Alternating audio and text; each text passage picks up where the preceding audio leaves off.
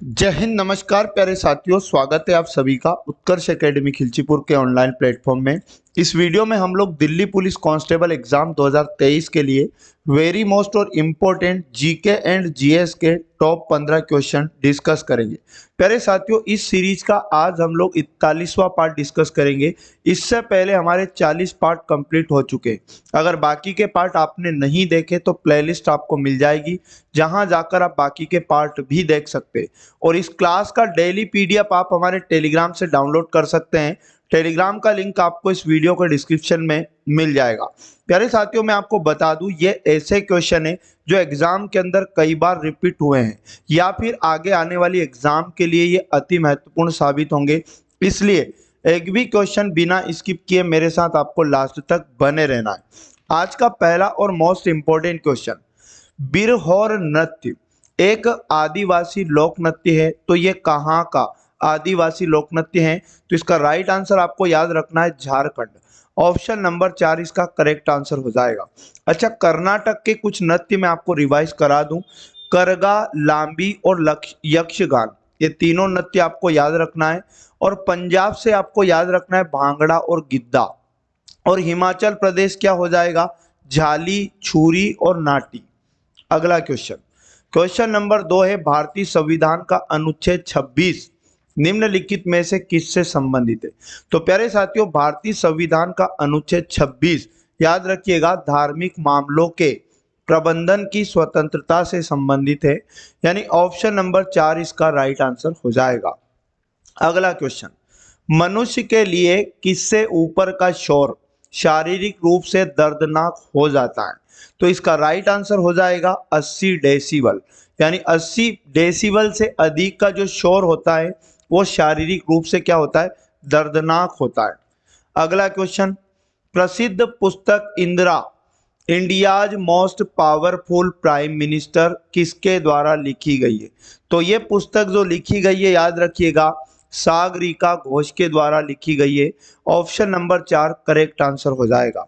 और इस पुस्तक में याद रखिएगा, भारत की पूर्व प्रधानमंत्री इंदिरा गांधी की जीवनी है। आगे यदि बात करूं तो ये पुस्तक 2017 में प्रकाशित हुई थी, तो ये डेट भी आपके लिए इंपॉर्टेंट हो जाती है। आ जाइए क्वेश्चन नंबर 5 की ओर। निम्नलिखित में से किस विभाग के तहत अटल वयो अभ्युदय योजना की योजना शुरू की गई है?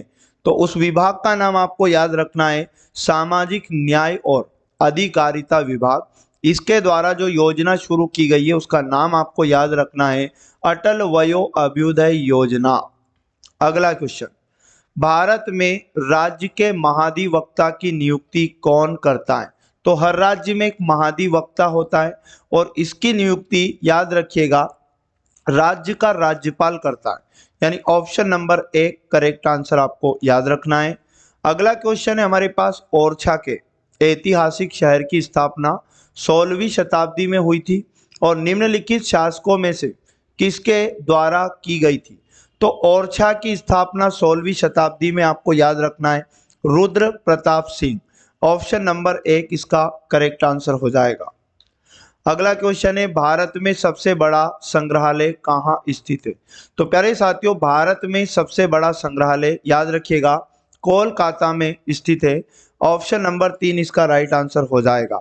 और कोलकाता में इसे इंपीरियल संग्रहालय के रूप में भी जाना जाता है। आ जाइए क्वेश्चन नंबर 9 की ओर। क्वेश्चन नंबर 9 है, 2023 विश्व तंबाकू निषेध दिवस का विषय क्या है? तो 2023 में विश्व तंबाकू निषेध दिवस जो मनाया गया उसका विषय आपको याद रखना है, खाद्य उगाएं तंबाकू नहीं, ग्रो फूड नॉट तंबाकू। ऑप्शन नंबर 3 करेक्ट आंसर हो जाएगा।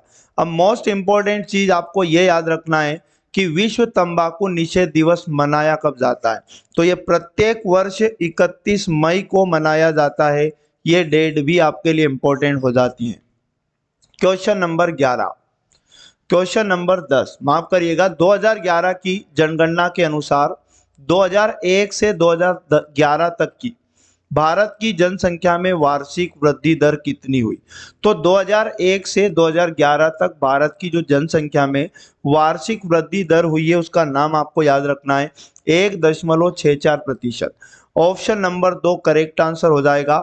और 2011 की जो जनगणना थी, भारत की 15वीं, है ना, और आजादी के बाद की 7वीं जनगणना थी, तो ये डेटा भी आपके लिए इंपॉर्टेंट हो जाता है। अगला क्वेश्चन है, निम्नलिखित में से कौन सर्वोच्च न्यायालय में नियुक्त पहली महिला न्यायाधीश थी? सर्वोच्च न्यायालय में अगर पूछा जाए पहली महिला न्यायाधीश, तो उसका नाम आपको याद रखना है, एम फातिमा बीबी। ऑप्शन नंबर 3 इसका करेक्ट आंसर हो जाएगा। अब अगर एग्जाम में पूछ ले उच्च न्यायालय में, ये सर्वोच्च न्यायालय में पढ़ा, उच्च न्यायालय में नियुक्त पहली महिला का नाम, तो आपको क्या याद रखना है? फिर आपको लीला सेठ याद रखना है, यानी ऑप्शन नंबर 4 फिर आपको याद रखना है। अगला क्वेश्चन नंबर 12 है, ग्रैंड स्लैम खिताब जीतने वाले पहले भारतीय का नाम बताइए। तो ग्रैंड स्लैम खिताब जीतने वाले पहले भारतीय, याद रखिएगा, महेश भूपति हैं। ऑप्शन नंबर 4 करेक्ट आंसर आपको याद रखना है। अगला क्वेश्चन है हमारे पास, निम्नलिखित में से कौन सी पुस्तक आर्यभट्ट द्वारा लिखी गई थी? तो आर्यभट्ट के द्वारा लिखी गई पुस्तक आर्यभट्टी। ऑप्शन नंबर 2 आपका सही जवाब हो जाएगा। अच्छा, ये धातुपथ, ये पुस्तक के लेखक कौन है? तो भीमसेन आपको याद रखना है। और नाट्य शास्त्र पुस्तक के लेखक भरत मुनि आपको याद रखना है। और रोमक सिद्धांत पुस्तक के लेखक आपको वराहमिहिर याद रखना है। अगला क्वेश्चन, हर्षवर्धन की जीवनी हर्षचरित किसने लिखी थी? तो प्यारे साथियों, हर्षवर्धन की जीवनी हर्षचरित बाणभट्ट के द्वारा लिखी गई थी। ऑप्शन नंबर 1 करेक्ट आंसर हो जाएगा। अगला क्वेश्चन है हमारे पास, प्रसिद्ध शास्त्रीय नृत्यांगना गुरु वेम्पति चिन्ना सत्यम किस नृत्य शैली से संबंधित थे? तो गुरु वेम्पति चिन्ना सत्यम, इनका जो संबंध था कुचिपुड़ी से था। ऑप्शन नंबर 2 करेक्ट आंसर आपको याद रखना है। और कुचिपुड़ी आंध्र प्रदेश का एक लोक नृत्य है, आपको इतना भी याद होना चाहिए। तो प्यारे साथियों, ये थे 15 वेरी मोस्ट और इम्पोर्टेंट क्वेश्चन जो आपकी एग्जाम के लिए बहुत ज़्यादा हेल्पफुल होंगे।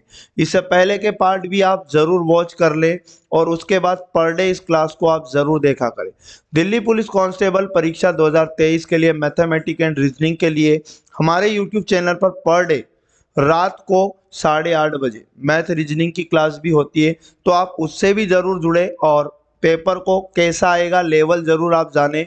और यदि आप एसएससी जीडी 2024 का एग्ज़ाम भी देने वाले हैं, तो शाम को प्रतिदिन 7 बजे लाइव क्लास के साथ आप जुड़े, जहां पर मैथ रीजनिंग 2023 के पेपर का सॉल्यूशन चल रहा है। तो इस प्रकार आप पढ़ते रहें और मेहनत करते रहें। मिलेंगे नेक्स्ट वाले पार्ट में। जय हिंद, जय भारत, वंदे मातरम।